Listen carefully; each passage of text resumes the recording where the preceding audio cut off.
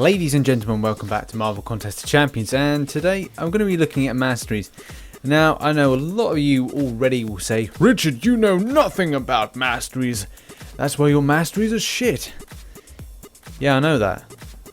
Don't think I don't know that. But I spent time, I did my research, and I'm quite happy with the masteries that I've got set up. So, without further ado, I'm going to go over and look at it.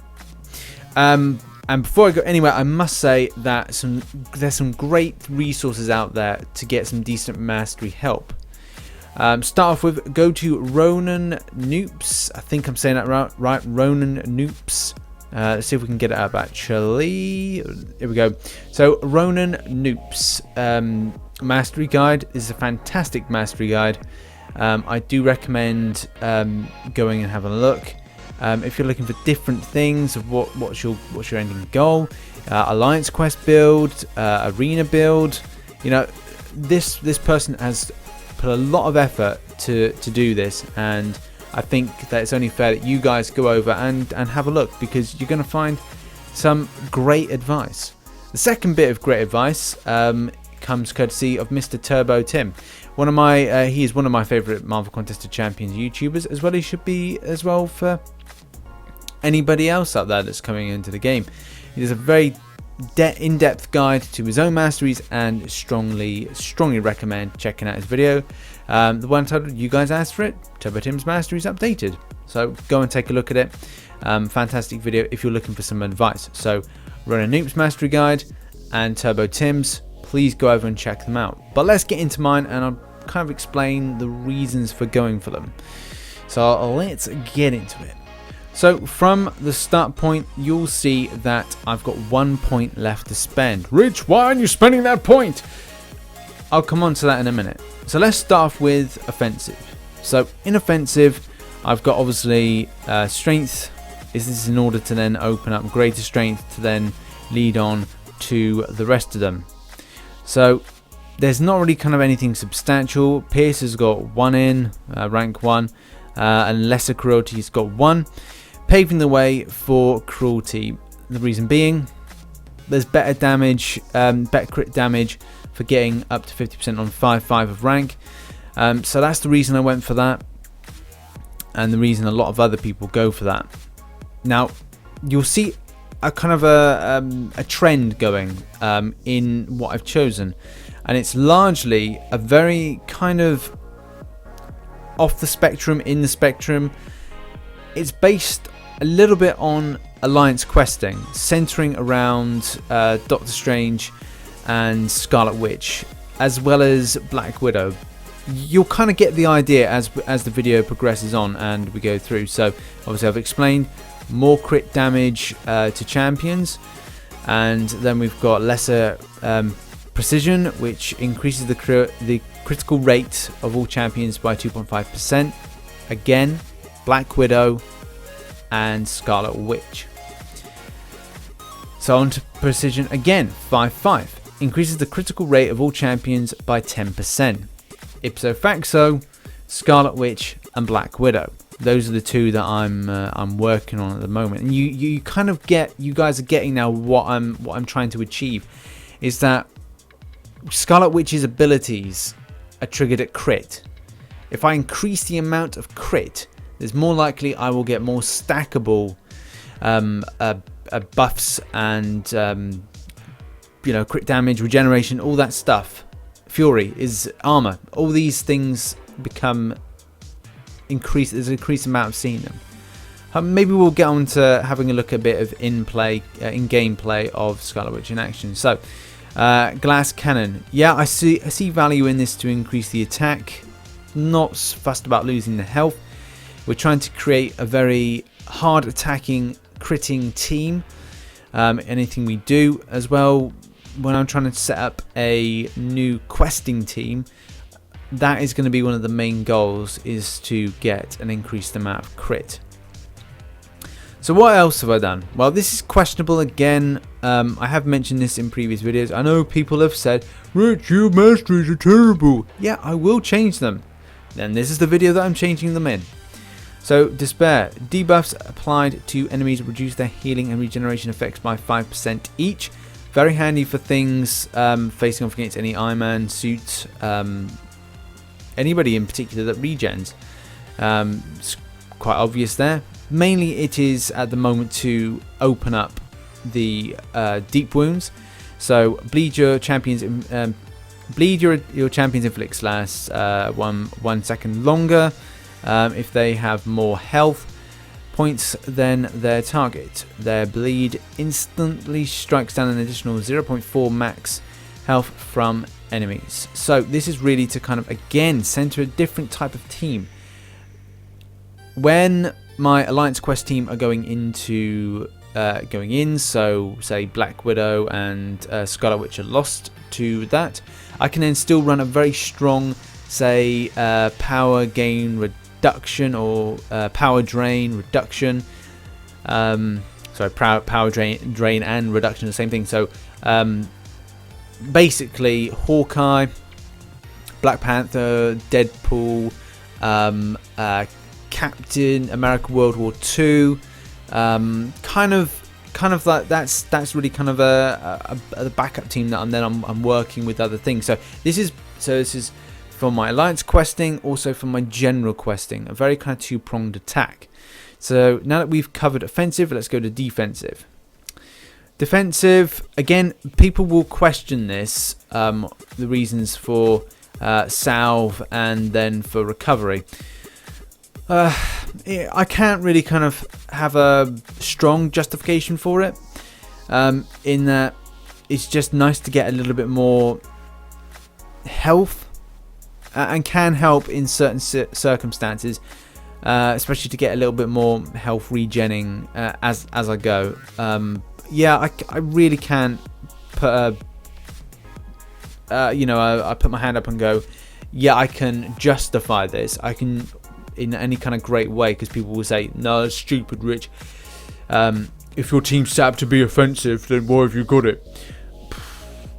I don't know. I just like the chance of getting a little bit more health in and around. So maybe if I go near Suicide Masteries next, if I do it, that'd be nice to have. I wouldn't have to recover so much.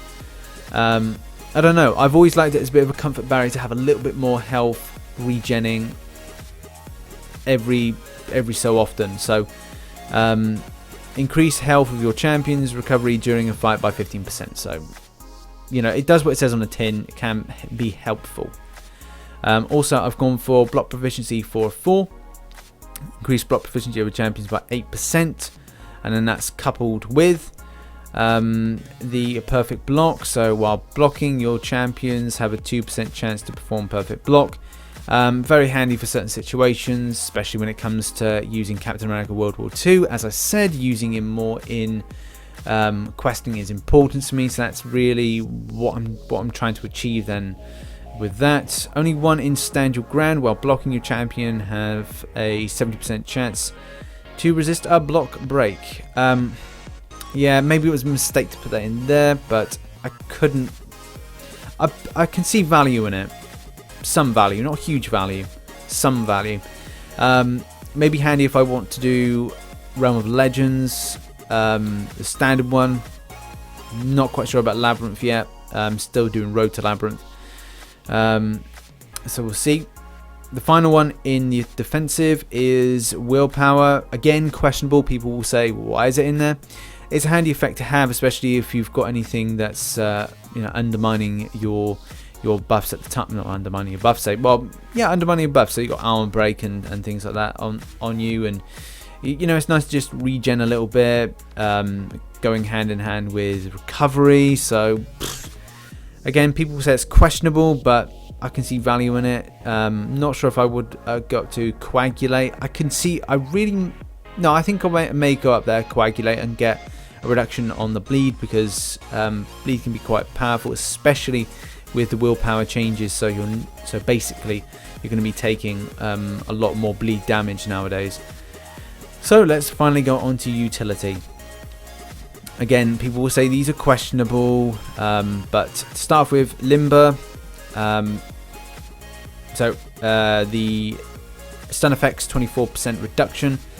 That's very important. I am finding that as I'm going through the quests, especially Gambit, if you are so unlucky to get hit by his L2, you're going to find yourself stunned. Reducing that can really help to then get yourself back into battle without getting hit so much. I think as well, going against characters that have sufficient stuns in their general attacks. Moon Knight's got a bit of it. Scarlet Witch has got a bit of it, but it's just reducing down the amount of time that you're in stun, and that's pretty important to me. Dexterity's got 1. I used to have 3 in there. I put it down to 1. But we've got parry, of course, 3 of 3. Does what it says in the tin. Go over to Dork Lessons for some great advice on parrying.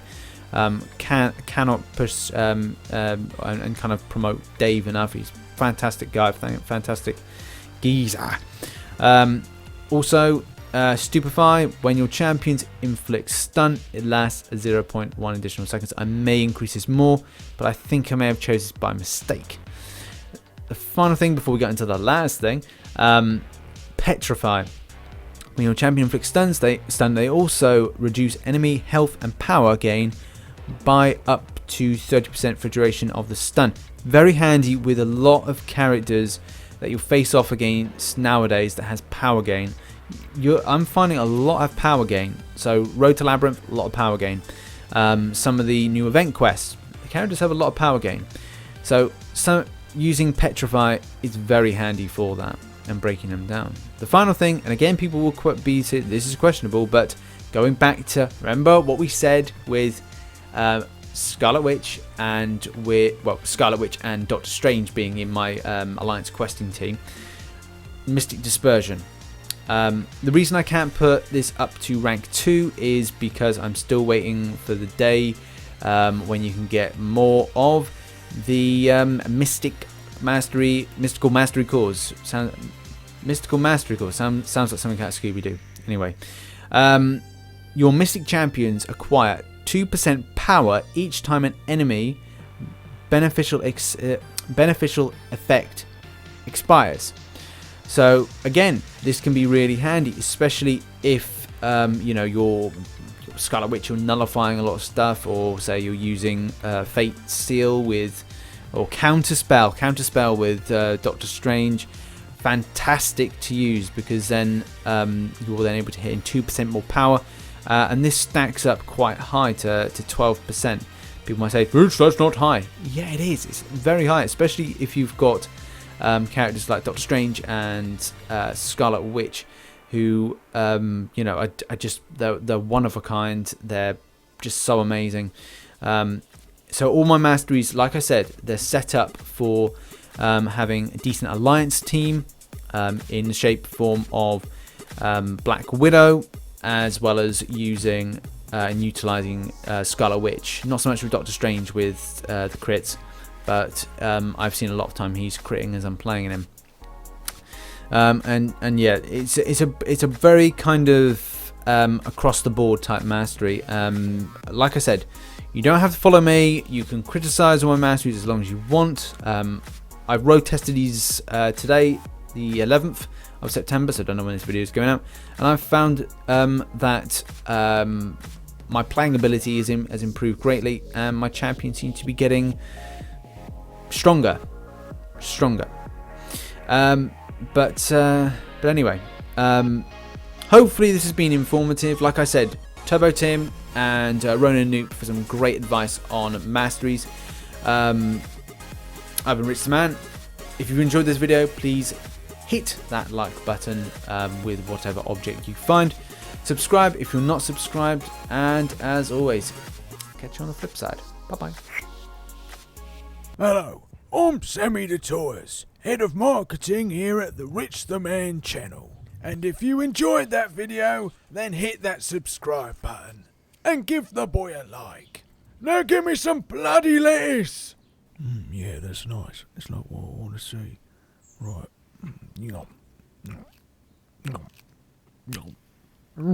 So good. Yeah, tasty.